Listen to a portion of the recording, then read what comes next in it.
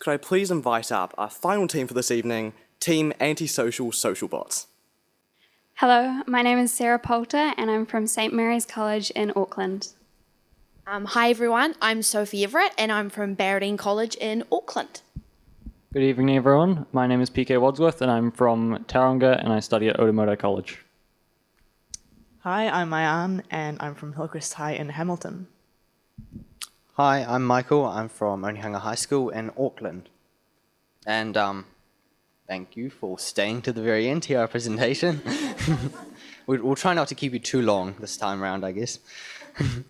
So our group name, Antisocial Social Robots, and the question we were posed with is, what is the future of social robotics in New Zealand, and especially in healthcare?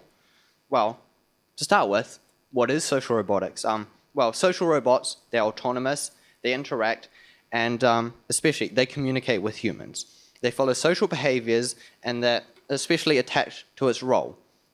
They're physically embodied, so they're not actually in the cloud. They're physical robots within your room or medical places. Current advancements in machine learning and AI mean that the robots are interactive and they are advanced enough to keep learning. Just like Siri or your Google Assistant at home. The current development in place means that we need to transfer the ones like Siri into physical embodied robots. That means they're social. But the rest of the technology is there, we just need to get it physical. So this current technology is being developed to improve the functionality and the usability of social robots in terms of these 5 aspects shown in the framework. These aspects combine to form effective computing. Currently, technology or research of the technology is aiming to progress as far to the right as possible along these continuums. Form is the appearance of the social robot. Robots are becoming increasingly more human-looking as technology develops. Modality describes the combination of components, such as movement, facial expressions, and speech. These all together help imitate human interaction and express emotion. Details of these components, as well as the overall behavior of the robot, can be altered to be as consistent with social norms as possible. Autonomy, as well as interactivity, are both, respectively, the robot's ability to make decisions as well as react in response to human actions. So, although this technology is very advanced, it's not quite at C3PO level just yet, but maybe one day. Creating emotive social robots that are culture-specific and follow social norms is essential for people to accept them into their lives. Researchers have recently been developing anthropomorphism of social robots. So the technology is available, but do we really need it? Well, from our research, we've discovered that people are not actually interested in having more human-like robots. This is the uncanny valley model. It shows that as human likeness increases, the familiarity of things also increases, until you reach that point up there where it's almost human, but it's not quite, so it becomes like creepy and uncanny. This can also be applied for robots. So we're all familiar with like cute little robots like that, but as you make it more human, they become exceedingly more creepy, and you just want to leave.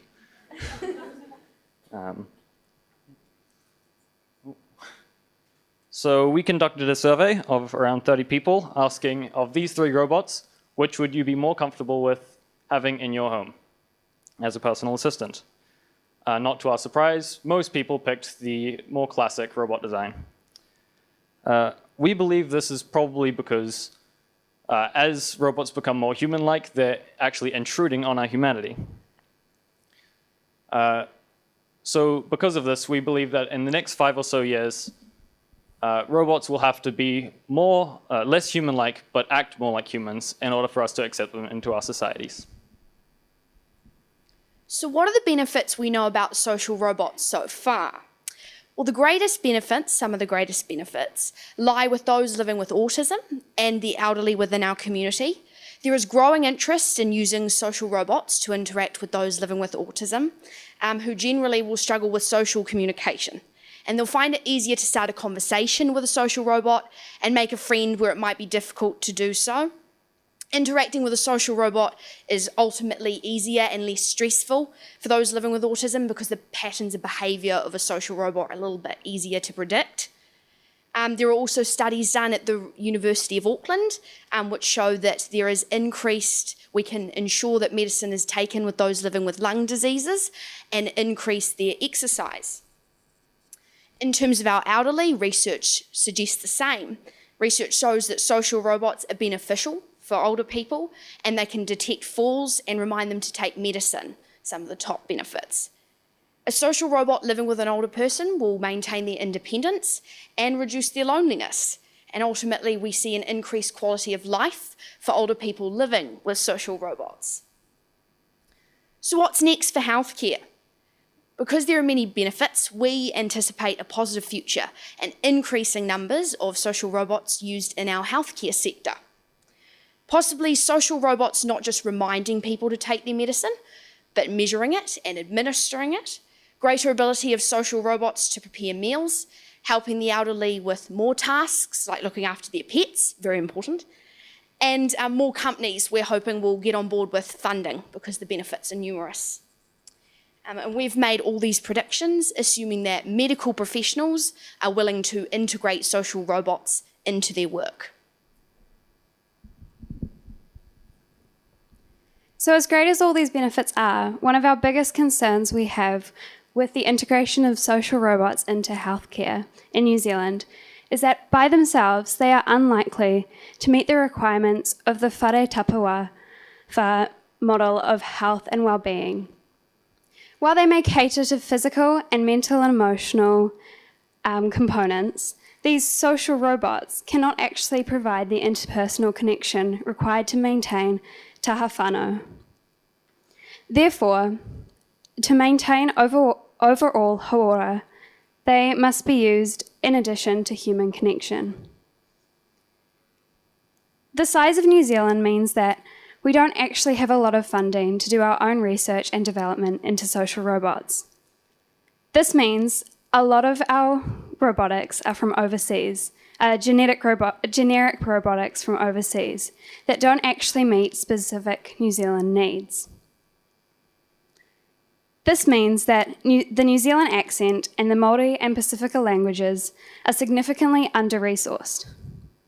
This is significant as it has been shown that people are more likely to take medical advice from people of their own ethnicity.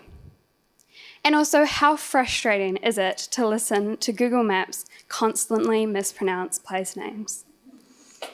Therefore, it is our opinion that in order for the successful integration of social robots into New Zealand healthcare, we need to put more funding towards our own research and development. So what is the future of social robots in New Zealand healthcare? We conclude that robots will tend towards a more non-human appearance. There will be more use with people of higher needs. Robots will assist but never replace medical professionals. And progress will only be possible with extra funding and research. Thank you.